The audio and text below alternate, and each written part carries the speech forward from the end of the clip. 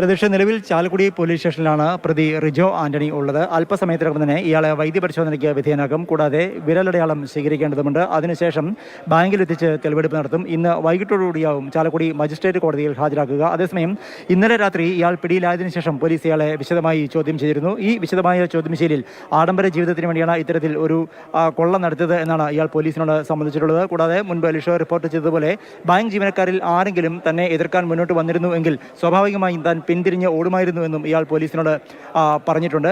മറ്റ് ലക്ഷ്യങ്ങളൊന്നും തന്നെ ഈ കൊള്ളയ്ക്ക് പിന്നിൽ ഇല്ല എന്നുള്ളതാണ് ഇതേവരെ ചോദ്യം ചെയ്തതിൽ നിന്ന് ലഭിച്ചിരിക്കുന്ന വിവരം. അതേസമയം മറ്റ് പ്രാദേശികമായ സഹായമൊന്നും തന്നെ കിട്ടിയതായി സൂചനയുമില്ല. കാരണം ഇത്തരത്തിൽ വലിയ ഒരു കൊള്ള നടത്തിയതിനു ശേഷവും അയാൾ വീട്ടിൽ വന്ന് കൂട്ടുകാർക്കും ബന്ധുക്കൾക്കും നാട്ടുകാർക്കും ഒപ്പം സ്വറ പറഞ്ഞിരിക്കുകയും തമാശകൾ ആസ്വദിക്കുകയും ഒക്കെ ചെയ്തിരുന്നു. ഒപ്പം തന്നെ പോലീസിന്റെ ഓരോ നീക്കങ്ങളും ടെലിവിഷൻ ചാനൽ വാർത്തകളുടെയും മറ്റും മൊബൈൽ ഫോണിലൂടെ അയാൾ അറിയുകയും ചെയ്തിരുന്നു. ഇതൊക്കെ ആസ്വദിച്ചിരിക്കുന്നതിനിടയിലാണ് ഇന്നലെ വൈകിട്ട് തികച്ചും അവിചാരിതമായി പോലീസ് ഇയാളിലേക്ക് എത്തുന്നത്. പോലീസ് എത്തുന്ന ഘട്ടത്തിൽ ഒരിക്കലും പോലീസ് എത്തുമെന്ന് പ്രതീക്ഷിക്കാത്തതിൻ്റെ പോലീസിനെ കണ്ടതിൻ്റെ ഒരു ഞെട്ടലിലായിരുന്നു ഇയാൾ. കാരണം തെളിവുകൾ എല്ലാം തേച്ചുമാച്ചു കളഞ്ഞു. അതല്ലെങ്കിൽ തെളിവുകൾ ഒന്നും തന്നെ കാര്യമായി അവശേഷിപ്പിക്കാതെയാണ് ഇത്തരത്തിലുള്ള ഒരു വലിയ ബാങ്ക് കൊള്ള നടത്തിയത്.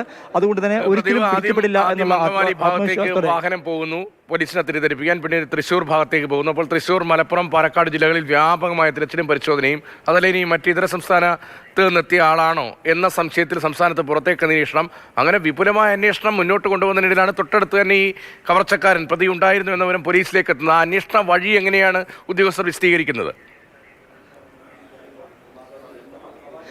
അതെ രതീഷ്, ഈ കവർച്ച നടത്തിയ പോട്ട ഫെഡറൽ ബാങ്ക് ബ്രാഞ്ചിനും ചാലക്കുടി പോലീസ് സ്റ്റേഷനും ഏതാണ്ട് ഒരു 1.5 കിലോമീറ്റർ ചുറ്റളവിൽ തന്നെ പ്രതി ഉണ്ടായിരുന്നു എന്നതാണ് അത്ഭുതപ്പെടുത്തുന്ന കാര്യം. ഇത്തരത്തിൽ പോലീസ് സ്റ്റേഷന്റെ 1.5 കിലോമീറ്റർ ചുറ്റളവിലുള്ള വീട്ടിൽ പ്രതി ഇരിക്കുമ്പോഴാണ് നാട് മുഴുവൻ പോലീസ് അരിച്ചു പെറുക്കേണ്ടി വന്നത്. പോലീസിനെ തെറ്റിദ്ധരിപ്പിക്കുന്നതിന് വേണ്ടിയാണ് ഇയാൾ ആദ്യം അങ്കമാലി ഭാഗത്തേക്ക് പോയത്. പിന്നീട് നേരെ എതിർവശത്ത് ചാലക്കുടി ഭാഗത്തേക്ക് പോയി. അതായത് ഒരുപക്ഷെ സംസ്ഥാനം വിട്ടിരിക്കാമെന്നുള്ളൊരു സൂചന കൂടി അല്ലെങ്കിൽ അത്തരത്തിലുള്ള ഒരു സംശയം കൂടി സൃഷ്ടിക്കുന്നതിന് വേണ്ടിയാണ് അങ്കമാലിയിൽ എത്തിയതിനു ശേഷം ചാലക്കുടി ഭാഗത്തേക്ക് വീണ്ടും പോയത്. ഒരുപക്ഷെ ഇയാൾ 2-3 പ്രാവശ്യം അങ്ങോട്ടേക്കും ഇങ്ങോട്ടേക്കും ഒക്കെ നടത്തിയ ഈ യാത്ര തന്നെയാണ് ഇയാൾക്ക് കുരുക്കായി മാറിയത് എന്ന് നമുക്ക് പറയാം. കാരണം ഓരോ തവണയും യാത്ര ചെയ്യുമ്പോൾ വേഷം മാറിയായിരുന്നു യാത്ര ചെയ്തിരുന്നത്. ബൈക്കിൽ പോലും കണ്ണാടി പിടിപ്പിക്കുന്ന കാര്യത്തിലും മറ്റും ചില മാറ്റങ്ങൾ വരുത്തി അങ്ങനെ തിരിച്ചറിയാതിരിക്കാൻ ഇയാൾ പരമാവധി ശ്രമങ്ങൾ നടത്തിയിരുന്നു. പക്ഷേ ഇയാൾ ഇട്ടിരുന്ന ഷൂസിൻ്റെ അടിയിൽ ഒരു നിറമുണ്ടായിരുന്നു.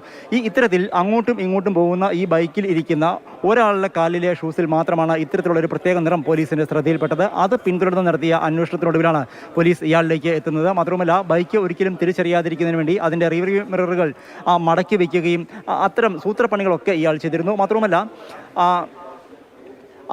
വേഷം മാറി, മാത്രമല്ല തന്നെ ഒരിക്കലും തിരിച്ചറിയാതിരിക്കാൻ വേണ്ടി മുഖത്ത് ഒരു തൂവാല കിട്ടി. കൂടാതെ ഹെൽമെറ്റ് ധരിച്ച് തിരിച്ചറിയില്ല, അല്ലെങ്കിൽ യാതൊരു കാരണവശാലും തന്നെ മുഖം തിരിച്ചറിയില്ല എന്ന് ഉറപ്പുവരുത്തുന്ന തരത്തിലുള്ള രീതിയിലാണ് ഇയാൾ ചെയ്തിരുന്നത്. പക്ഷേ അതിനെ എല്ലാം പൊളിച്ചുകൊണ്ടാണ് ഈ CCTV ക്യാമറകളുടെ സഹായത്തോടെ നടത്തിയ അന്വേഷണത്തിനൊടുവിൽ ഈ സ്കൂട്ടറിലേക്ക് എത്തുകയും ഒടുവിൽ പോലീസ് കഴിഞ്ഞ ദിവസം ഇയാളെ നിരീക്ഷിച്ചിരുന്നു. ഇയാളിൽ സംശയം തോന്നിയതിനെ തുടർന്ന് ഇയാൾ വീട്ടിലുണ്ടായിരുന്നു.